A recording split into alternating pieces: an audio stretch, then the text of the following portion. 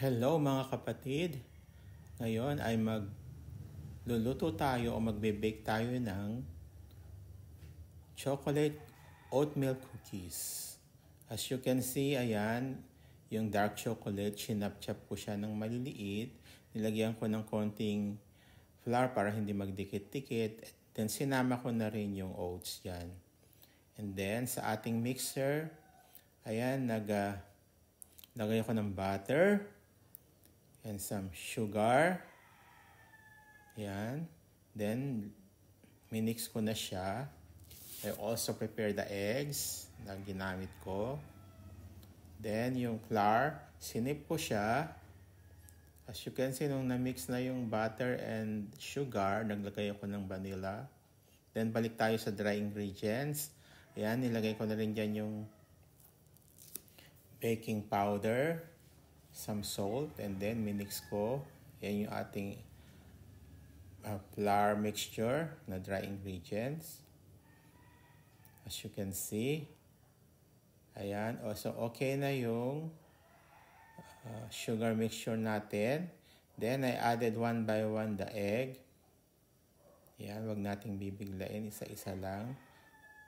To moderate up to pass yung mixer natin para mahalong mabuti. Yan.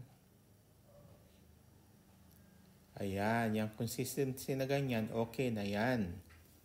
Mimix na natin yan sa ating dry ingredients, which is the flour mixture.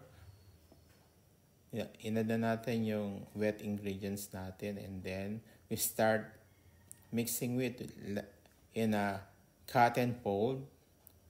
Ayan. Sa cookies, wag na nating masyadong haluin kasi mas maganda yung hindi overhalo or mix. Yan, ganyan lang siya. Tapos, ang ginawa ko dyan, nilagay ko sa fridge overnight. Ayan. Tapos, kinabukasan, ayan, niluto ko na siya. Gumamit ako ng tablespoon na panukat, yung measuring, para uniform yung sizes. Ayan. Ang bango. Kung nakikita nyo lang o nandito kayo, ang bango. Saka, syempre masarap. Yan. Order kasi sa akin yan, kaya yan, gumawa ako.